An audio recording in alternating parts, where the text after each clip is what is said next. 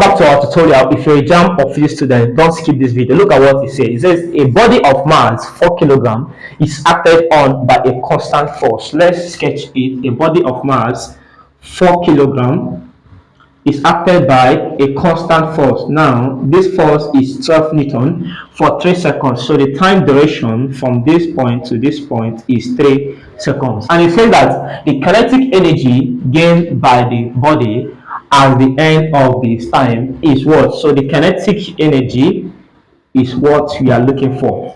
Now, if you can recall that kinetic energy, here is where the problem is equals to half mv square. All right, and then in this option you are given that the force is equals 12 Newton, the mass is equals 4 kg, and the time was equals 3 seconds. Now, the kinetic energy we are looking for, kinetic energy is energy that a body possesses when it has motion. The energy that moves it from here to this place is what you are looking for. Now, in this formula here, we don't have the velocity, whereby here there is no velocity here. So we have mass, but we don't have velocity. How can we do justice to this? Now, we can get our velocity from a formula which says that v is equals u plus at. If you look very well here, we can assume that u is 0, that is initial, that is starting from initial acted by a force, and we can assume that the time it takes it's 3 seconds. But here we cannot get our acceleration, and if you are looking for acceleration and velocity, it means that this formula won't work. Again, we need to look for the acceleration. Now, how can we get our acceleration? Now, acceleration, because looking here, you are given the force and mass from Newton's law that F equals mass times acceleration. If we substitute the value for force and mass like we have here, we can get the acceleration, and we substitute the acceleration here, and we use the velocity we get, substitute here to get our kinetic energy.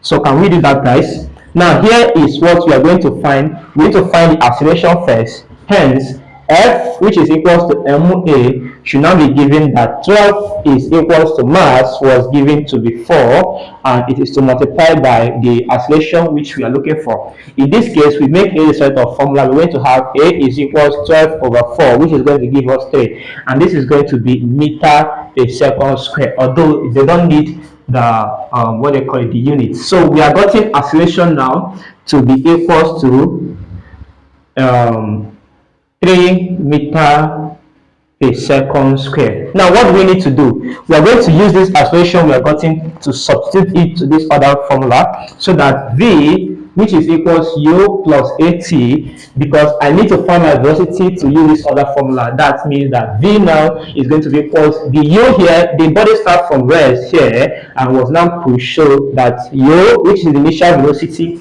we take it as 0. Now we have that 0 plus a, we have gotten to be 3, multiplied by the time, which is also 3.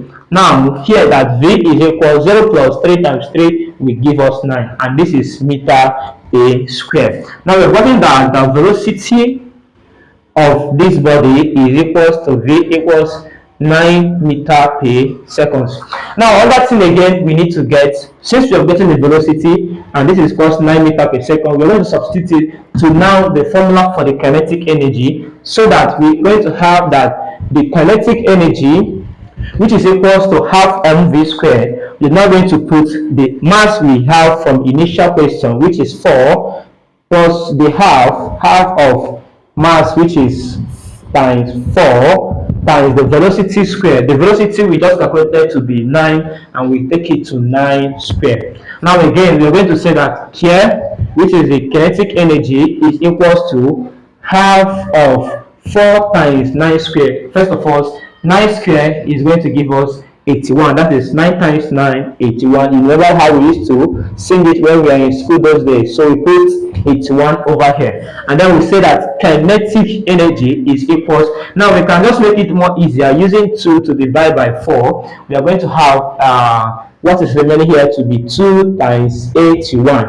All right. Now if you say that 2 times 81 will now become our kinetic energy. What is 2 times 81? If you could remember, 8 times 2 is 16. Now, because it is in tens and units, it now become 160. And 8 times 1 is, 2 times 1 is 2. So if you press on your calculator, you're going to write 162, and the unit is joule. We look at our options. We found that this is going to be in option A. So for you guys in A.R.A, that is All Round Academy WhatsApp group, I see some of you we are choosing this particular option here because most people were clicking on it.